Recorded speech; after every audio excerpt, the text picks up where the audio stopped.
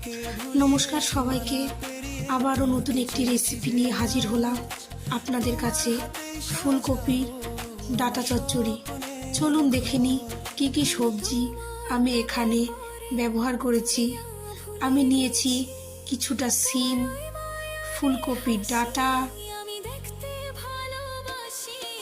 আমি এখানে ফুলকপির ডাঁটা পাতলা পাতলা করে কেটে নিয়েছি এবং নিয়েছি কিছুটা আলু, টুকরো করে বেগুন এবং পাতলা করে কেটে নিয়েছি একটু মূলো, এবং আমি একটা টমেটোর হাফ টুকরো করে নিয়েছি এবং নিয়েছি কিছু।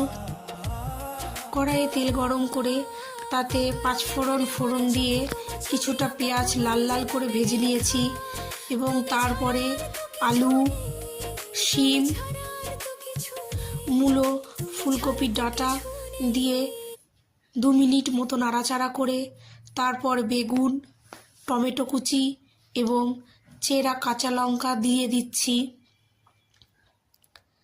এরপর সবজিগুলোকে ভালো করে নাড়াচাড়া করে হালকা ফ্রাই করে নিতে হবে।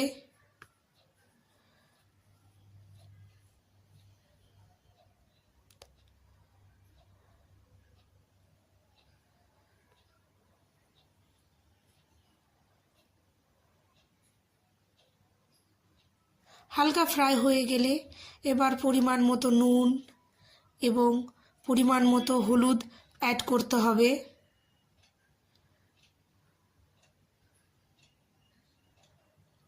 আবারও ভালো করে মিশিয়ে নিতে হবে সব।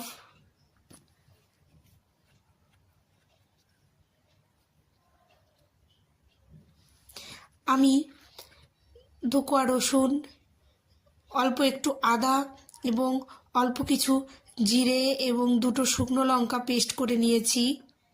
দিয়ে দিচ্ছি এখানে 1 চামচ পেস্ট। মশলাটা সবজির সঙ্গে ভালো করে মিশিয়ে কষিয়ে নিতে হবে। আমি এখানে কোনো রকম কোনো জল ইউজ করিনি। আপনারা আপনাদের গ্যাসের হিটটা লো টু মিডিয়াম করে রাখবেন। দেখুন আমার সবজিগুলো 90% কুক হয়ে গেছে। আলু, শিম, মূলো প্রতিটা সবজি কুক হয়ে গেছে।